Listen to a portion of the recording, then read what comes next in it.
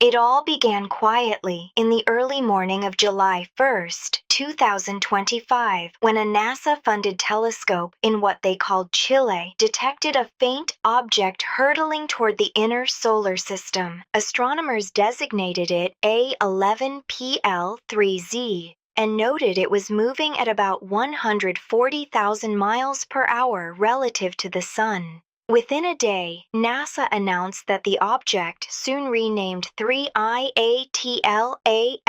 was the third interstellar visitor ever recorded, hidden in pre-discovery images from mid-June. It was clear that 3I Atlas had traveled from beyond the solar system. Further observations showed that 3I Atlas was likely the largest interstellar object yet discovered, between 3 and 7 miles wide. It carried a coma of ice, dust, and gas roughly 15 miles across and raced toward the Sun at more than 130,000 miles per hour. Astronomers predicted it would never come closer than about 150 million miles from Earth, swooping just inside the orbit of Mars near the end of October.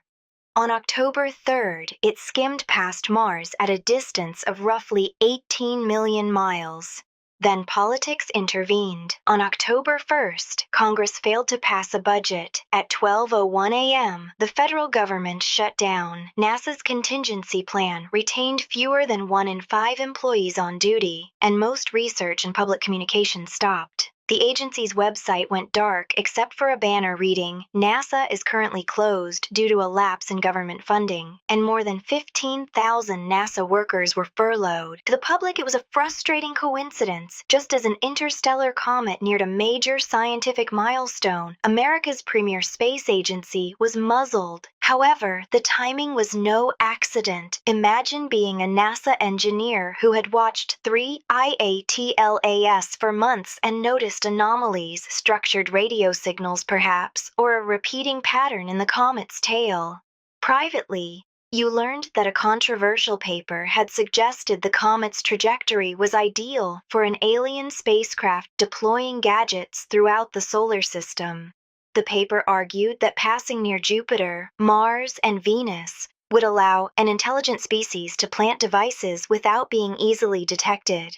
It even noted that the comet would be hidden behind the Sun when it was closest to Earth, masking any activity from ground-based observers. The administration had known about this long before the public. They had been liaising with the visitors for months, working out a quid pro quo, alien technology, in exchange for secrecy and safe passage. The shutdown became a convenient cover. With NASA's public channels silenced and most scientists furloughed, a small covert team operated without scrutiny. As 3I Atlas flew past Mars on October 3rd, microprobes detached and dove toward the red planet.